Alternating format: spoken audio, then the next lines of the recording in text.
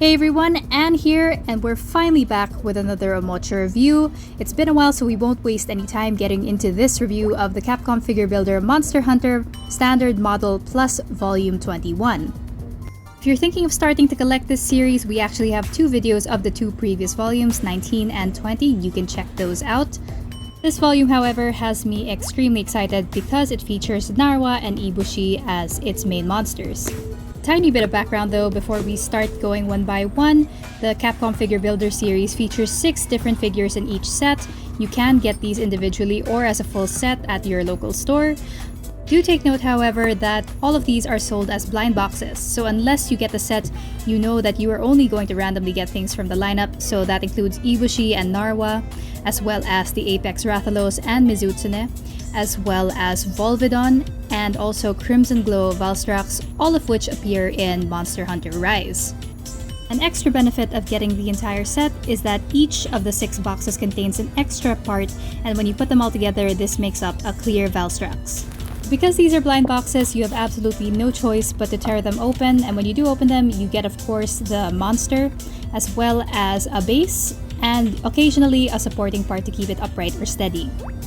Like I said earlier, each box comes with an extra clear part to make up the special monster of the volume, in this case, clear Valstrax. So I've taken the liberty of assembling everything, and we're gonna go through each figure one by one, starting with Volvidon. First thing that really sticks out to me about Volvidon is the fact that it gets a very different supporting stand than all the other figures, and it's the first time I've ever seen a ring type support piece for any Capcom figure builder. And it makes complete sense for Volvidon, considering that his specialty is of course rolling up into a ball and running you over. The colors they used are vibrant and bright, and you can see right away that they put a lot of detail into this.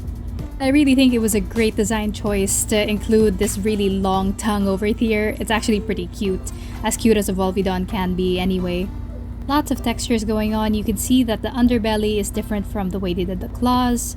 And of course, you go up and you see the scaly back. Such a beautiful pattern, I think. Something I don't really appreciate in game. And you have these beautiful jewel-like gold accents on the side. Really well shaded, and they took the time to give a different texture to the middle of his body as well. Very cool. Shading is just impressive because you could see like a difference of shades on the stomach, and when you go to the scales on the back, it's really... This could have gone wrong really with all of these huge scales, and I really commend the Capcom team for going into so much detail for something I think some people might be mad at getting considering the rest of the lineup, which includes the Apex Mizutsune. So I'm gonna admit right now that I kind of have some Mizutsune fatigue because this monster has appeared in volume 19 and 20, both of my previous purchases from Capcom Figure Builder. But even given that, I have to say that I do like this Mizutsune figure because they brought back like that shimmering paint job that they did for the one that appeared in volume 19, and they went ahead and made it more metallic. Unfortunately, however, they never really went back and did anything about what I didn't like about the original version, and that's the fact that, one, if you look at its eyes, they look like they're basically blue dots, and I expected a bit better. And one thing I also didn't like about the original that's still here is this really obvious seam line. It really just interrupts the flow of the Mizutsune, so to speak. You know, if you were to get this figure individually, it is worth $10, and for that, I would say this is already pretty impressive. That paint job is just the bomb. I really love it. Now, moving on to our next Apex. It is the Apex Rathalos. So the Rathalos featured in Volume 20, which was our most recent review, you can check that out. And I said that it was my favorite in that set. It was, pretty much perfect. And this one is not, and I'm going to show you why.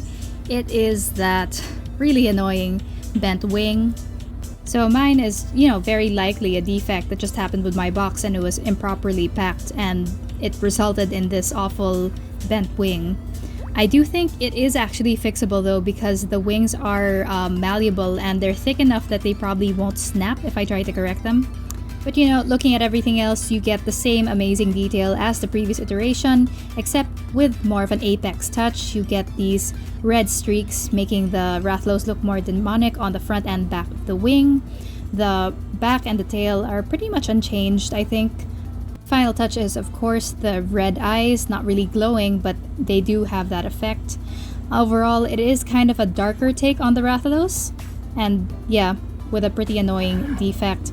But otherwise, you can pose it like this and no one's gonna tell, and it looks pretty great otherwise. If you get yours in good condition, definitely something to be happy about. Now this next one is kind of hype. This is Crimson Glow Valstrax, and I can tell you right off the bat, I was amazed when I pulled this out of the plastic, because you can really tell they designed this with the stealth bombing move that he has in mind, because you can see everything just looks so streamlined and metallic. You can see that the front and the back legs are pulled back to gain speed, to be aerodynamically faster, and the top, everything just resembles like a jet.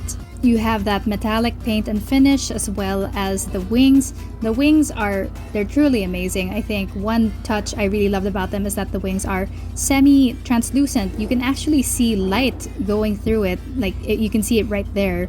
It's a very cool touch, and there's a lot of thought that they put into this, and you really gotta commend Capcom for incorporating these different materials. So from the head to the tail, everything just looks streamlined. The head is very distinctly falcon-like. The eyes, they're pretty much dots, just like with the Apex Mizutsune actually. But what I hate is that it looks a little smug. It really is about to stealth bomb you. I love it and I hate it. Overall, amazing figure. And if you do like collecting these figures, Valstrax is definitely not to be missed. However, I will not pretend that there is a main event to this unboxing/review, and that is Ibushi and Narwa over here. So you can see right away that Ibushi and Narwa, they're really meant to be displayed together, and you can't separate them, which is entirely why I really recommend getting the entire set, so you have both. Taking a closer look at Ibushi first, he is very deliberately posed upside down, as he is often seen in the game. And you can really see the designers did their best to make him look good in this position as well. Right side up though, you get a better grasp of all the detail. For one, you can see those gnarly teeth better up close. Also, I really like what they did with the eyes here, so accurate to the game. The horns look really cool, and you can see on the neck a lot of scaliness. The fins, the really floaty, beautiful fins that you see in the games are really well translated here. They have a shimmery paint job. Lots of texture in the back, including on the back legs, but really the showstopper is the back of his body as well as the tail, which managed to look kind of crustacean-like and fish-like at the same time. It's a very cool effect. That shiny, glossy paint job that they did for the fins also translates to the tail. Very well designed. I like that everything just looks so flowy, and it really resembles how they float through the air. Something I'm really happy that they managed to translate into the figure. The crazy attention to detail continues on the back of the tail, and while you do get that seam line, not something you're gonna notice when it's upside down anyway. I'm not really a fan of the texture they went with for the underbelly. It looks almost like wood rather than flesh, as a monster would be, but otherwise, that's not something you really see. You're really more focused on the back and all these scales. So really beautiful, but let's be real, the showstopper here is Narwa. Even in the games, she had this more ferocious presence, and this figure makes it more apparent just how huge she is in comparison to Ibushi. Right away, you can see a stunning amount of detail, but right away, wow, her mouth looks even gnarlier than Ibushi's, if that's possible, but I guess it is true even in the games. The paint job is really great, all these wonderful colors in different shades, from yellow to orange, orange to brown, purple even to maroon. All these beautiful colors in one figure on different textures depending on the part of her body. Her jaw even gets that treatment. It's really just so thoughtful in terms of paint. The texture of her belly is also really soft looking in comparison to the rest of her body, such a nice contrast. And the frills on her tail are so vibrant. And you can see that they're the absolute opposite of Ibushi's, which is pointed, versus hers, which is forked. And you know what? I thought they might fit together, and it turns out they actually do. This is really what I love about the figure builder series so far, because it shows you a lot more about the anatomies of these monsters, more than you would see in the game. Just amazing. Another example of that is the purple nub on Narwa's back. I never noticed that in between the beautiful frills. Beautiful and vicious at the same time. And you could pose Narwa by herself, but when you put the two stands together, it's the first time that these hooked stands ever made like complete sense to me. Because wow, Narwa and Ibushi, you can see right away they are meant to be posed together. And Capcom makes that very clear, not only with the poses but also the stands, which are put on very specific parts of their body. They're meant to be displayed in this exact way, unlike the other figures where you have a little more leeway. And yeah, I'll say it again, having these two figures together makes getting the entire set really worthwhile. But when you do get the entire set, you also get another bonus, and that is clear Valstrax.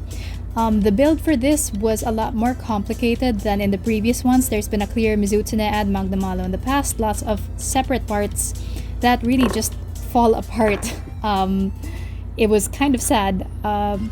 This is one clear figure that I would recommend that you glue together, but when it does all come together, it does look really great. I appreciate Valstrax a lot differently than I did with the first one that we saw earlier. Very, very different effect versus like the power that you get from the original Valstrax. You do get this very cool ice-like effect. It's almost like he's going so fast that he iced over and crystallized, something like that. Also, looking at all this, it forces you to appreciate the details a lot more. The textures that were used for the wings and for the back and the spikes. It's really just, it looks like crystal versus all the previous clear figures that we got as a bonus with the other volumes. Definitely makes up for the complexity of the build. It's still really just worth it. Normally, at the end of these things, I would try to pick a favorite, but you know, I won't kid myself. It's Ibushi and Narwa, and you know, the combination of them together, it's already a great reason to get the entire volume 21, and also the reason why I think this volume has to be one of the best so far, hands down. Anyway, that's all for this review. If you liked it, please do leave us a like. If you want to see more, hit subscribe, please. We'd appreciate it here on Omocha Reviews. Until next time though, this was Anne. Goodbye.